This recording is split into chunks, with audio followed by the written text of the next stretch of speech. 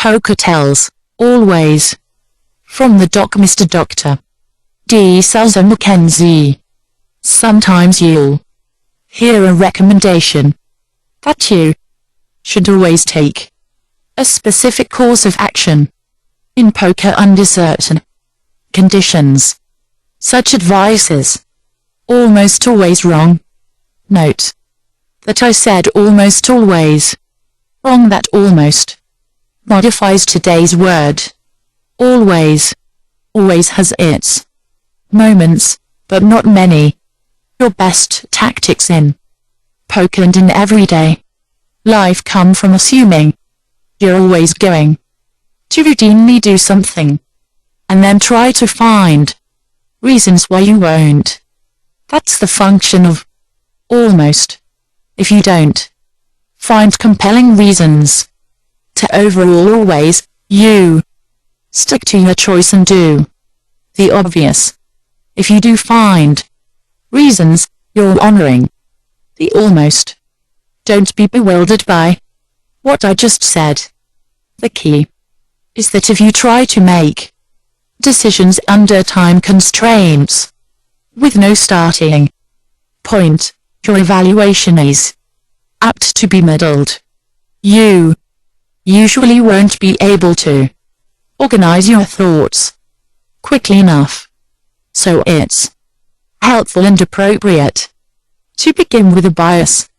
Understand that a bias used in this way isn't a bad thing. It isn't a real-world prejudice. Instead, it's just an initial best guess to which you have no emotional attachment, and don't care whether after examination it turns out to be right or wrong. Today, I'll continue this series that allows me to both ask and answer my own questions, and I'll focus on the almost always method. Question 21. When you have a choice to bet or check, which should you choose as an initial bias? Under the method I've just described, it's wrong to start without a bias. This runs counter to the lifestyles of fair-minded thinkers. In courts of laws, jurors sometimes are told not to form an opinion until hearing all the evidence. But that's stupid. By doing that you give the evidence opportunities to confuse you, because you won't know where to start in your evaluation, and you might give more importance to issues that seem to stick out in your mind at whim. To be fair, you can evaluate evidence this way if you're quite careful in your methodology and take the time to rate and compartmentalize all the factors. But human beings who aren't trained in being objective often fail as jurors when they try. So, what I'm saying is that, as a juror with almost unlimited time to weigh evidence, you can start from a clean slate without any bias, but it's usually not the best method. The so-called presumption of innocence makes sense because it establishes an initial bias, but the advice to not lean toward a decision until you hear all the evidence doesn't always make sense. Wrong for a poker player. And if it's not the best method for a juror with all the time in the world to evaluate, it's definitely wrong for a poker player who has scant seconds to decide. Be initially biased and be proud of it. When you begin to employ this counterintuitive key to success, you'll be rewarded almost immediately.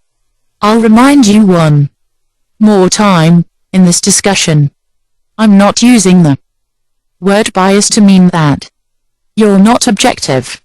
This isn't the kind of bias that causes you to seek confirmation of your opinion. and reject evidence to the contrary. Instead, this is a contrived starting point bias that you will try to override. As such, this is closely related to what's become known as the scientific method, where you declare a hypothesis and then try to destroy it. Now, as to checking or betting, which is the better initial bias, you could routinely assume you're going to check and then try to find solid reasons why betting is a superior choice. Or you could routinely assume you're going to bet and then seek reasons to check. Which is better? Neither. Choose one that's easiest for you. If your objective, both biases will lead you to the same correct decision. Question 22. Is there a better method for choosing an initial bet or check bias? Yes. You can make more powerful use of the limited time you have to make a bet or check decision by using these biases. Assume you're initially going to check if your opponents are tricky or if your image isn't commanding at the moment. At all other times, assume you're going to bet. Then, evaluate the situation right now and try to override that decision. If you succeed, do the opposite of your original bias, check instead of betting, or bet instead of checking. Otherwise, stick with your bias.